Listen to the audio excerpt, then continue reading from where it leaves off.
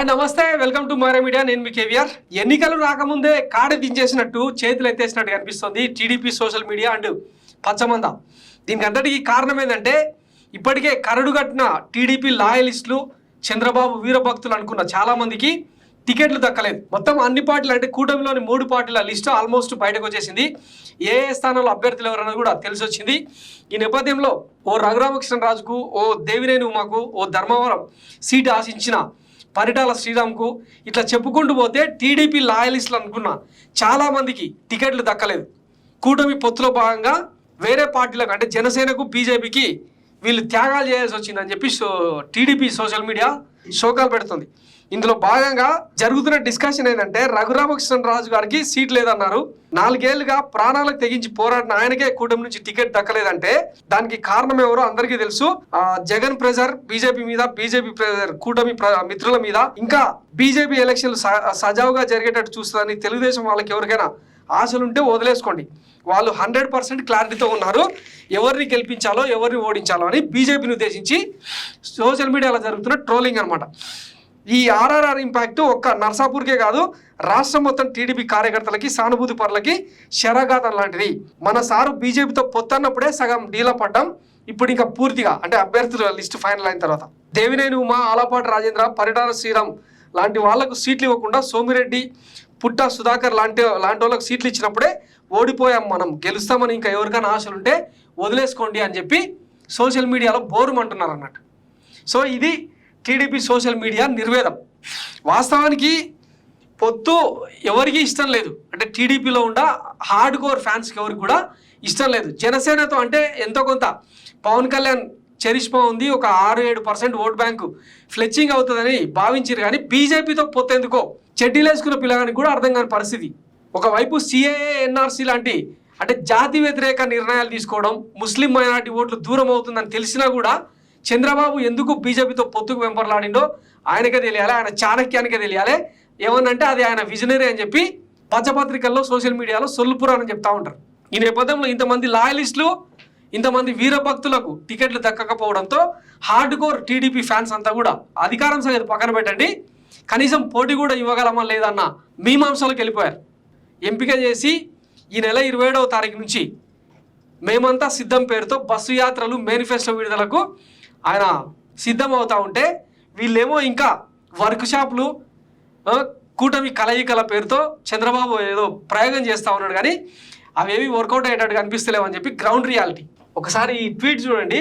ఈయన hard core TDP fan Satish Chaganti, BJP list అట ఇంకా బీజేపీ జగన్ రెడ్డి చేతిలో ఉందని చాలామంది తెలుగు తమ్ముళ్ళ అనుమానం. ఆర్ఆర్ఆర్ ఎపిసోడ్ చూసిన తర్వాత ఎవరికైనా అనుమానం రాకమానదు. ఇంకో 20 రోజుల తర్వాత కూడా పోలీసులను, ఆఫీసర్లను మార్చకుండా బీజేపీ జగన్కు ఇలాగే ఊడిగం చేస్తే టీడీపీ, జనసేన వాళ్ళు బీజేపీ పోటీ చేస్తున్న సీట్లలో అభ్యర్థులు ప్రకటించి పొత్తు క్యాన్సిల్ చేసుకుంటే బెటర్. ఎందుకంటే బీజేపీకి టీడీపీ, జనసేన ఓట్లు బదిలీ అవ్వవు, పొత్తున్నా వేస్ట్ అని చెప్పి ఇట్లా ఆవేదన వ్యక్తం చేస్తున్నారు అనమాట. వాస్తవానికి ఇదంతా ఏంటంటే అదేదో సినిమాలో డైలాగ్ ఉంటుంది కదా, నువ్వు ఏది ఇస్తావో అదే తిరిగి వస్తుంది బద్దం అని. సో కర్మ ఈజ్ రిటర్న్స్ అన్నట్టు. చంద్రబాబు గతంలో ప్రతిపక్షాలను తొక్కిపట్టేందుకు, ముఖ్యంగా బీజేపీని ఎదగనివ్వకుండా చేసిన విధానాలతోన ఈరోజు ఆయన మీద ఎట్లాంటి నమ్మకం లేకుండా పోయిందనమాట. వాస్తవానికి ఈ పొత్తును బీజేపీ గైడ్ చేస్తుంది. బీజేపీ ఆడించినట్టల్లా చంద్రబాబు ఆడుతున్నారు అన్నది ఒక విమర్శ. పొత్తు లేకపోయినా బీజేపీ ఒంటరి పోరుకు వెళ్లేందుకు ఆల్రెడీ వాళ్ళు plan A, plan B, plan C పేరుతో రెడీగా ఉన్నారు. కానీ పొత్తుంటే ఏమైందంటే ఎన్నిక సజావుగా జరుగుతుంది, డబ్బుల ప్రవాహం, ధన ప్రవాహం ఏదో మనం క్యాజువల్గా చేసుకోవచ్చు అని ఈయన ఏదో ఆశల పల్లకిలో ఊరేగిడు తప్ప అల్టిమేట్గా ఏం జరిగింది అన్నది మొన్న ప్రజాకాలం సభతో తేలిపోయిందనమాట. ప్రధానమంత్రి నరేంద్ర మోడీ వచ్చి ఇక్కడ ఆంధ్రప్రదేశ్లో చిలకలూరుపేట బొబ్బుడి సభలో ప్రసంగించిన తరుణంలో జగన్కు సంబంధించి పల్లెత్తు మాట కూడా మాట్లాడలేదు. ఆయన చేసిన అవినీతి గురించి ఏదో మాట్లాడతాడు అని చెప్పి వీళ్ళు భావించినా ఏమీ అనలేదు.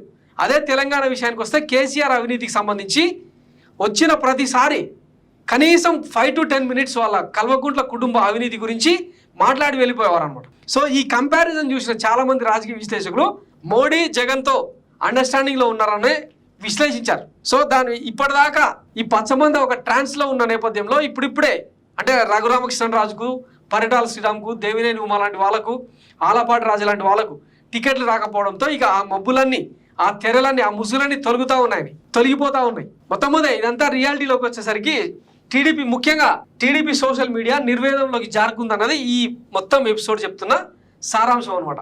ఈ రాబోయే 50 రోజుల్లో మరి చంద్రబాబు చాణక్యం ఏమైనా పనిచేస్తుందా, కనీసం కూటమి వైఎస్ జగన్మోహన్ రెడ్డికి ఏమైనా పోటీని ఇస్తుందా లేదా అన్నది చూడాలి. ఇప్పటికే సర్వేలన్నీ కూడా వైఎస్ జగన్మోహన్ రెడ్డి అని చెప్పి చెప్తా ఉన్నాయి. ఈ రోజు విడుదలైన ఆత్మసాక్షి సర్వే కూడా అత్యవసర మెజారిటీతోనైనా వైఎస్ జగన్మోహన్ రెడ్డి రెండోసారి అధికారంలోకి వస్తాడు అని చెప్పి చెప్తా ఉన్నారు. ఇంకొకటి ముఖ్యంగా బీజేపీ జనసేన ఇచ్చిన స్థానాలను పెద్ద ఎత్తున కోల్పోతుంది కూటమి అని చెప్పి పలు సర్వేలు కూడా అంచనా వేస్తున్నాయి. ఇంకా ఇంతకుముందే చూసినాం కదా, ఈ సతీష్ చాగంటి చెప్పినట్టు బీజేపీకి టీడీపీ జనసేన ఓట్లు బదిలీ అవ్వవు, పొత్తున్న వేస్ట్ అని చెప్పి మాట్లాడుతున్నారు కదా. వాస్తవానికి గతంలో జరిగిన చరిత్ర ఏంటంటే టీడీపీ ఎవరితో పొత్తులో ఉన్నా మిగతా పార్టీల ఓట్లు టీడీపీకి పడ్డాయి తప్ప టీడీపీ ఏనాడు కూడా వేరే పార్టీలకు, టీడీపీ కార్యకర్తలు ఏనాడు కూడా వేరే పార్టీలకు ఓటేసిన పాపన పోలే. అది ఇప్పుడు రివర్స్ కొడుతుంది అనమాట. ఈసారి జనసేన మెజారిటీ జన సైనికులు కూడా పవన్ కళ్యాణ్ విధానాలతో విసిగిపోయి వేసారిపోయి టీడీపీకి ఓటే వేయొద్దన్న నిర్ణయానికి వచ్చినట్టు చాలామంది చెప్తున్నారు. ముఖ్యంగా కాపు సామాజిక వర్గం నుంచి తీవ్రమైన వ్యతిరేకత, తిరుగుబాటు లాంటి తీర్పు వచ్చే అవకాశం ఉందని చెప్పి విశ్లేషిస్తున్నారు. చూద్దాం మరి రాబోయే ఎన్నికల్లో ఆంధ్రప్రదేశ్ తీర్పు ఎట్లా ఉంటుంది, ఈ ప్రతిపక్షాలకు ఎట్లాంటి వార్తలు పెడతారన్నది రాబోయే రోజుల్లో చూద్దాం. థ్యాంక్స్ ఫర్ వాచింగ్ మహారా మీడియా. నేను మీ కేవీఆర్. Thank you.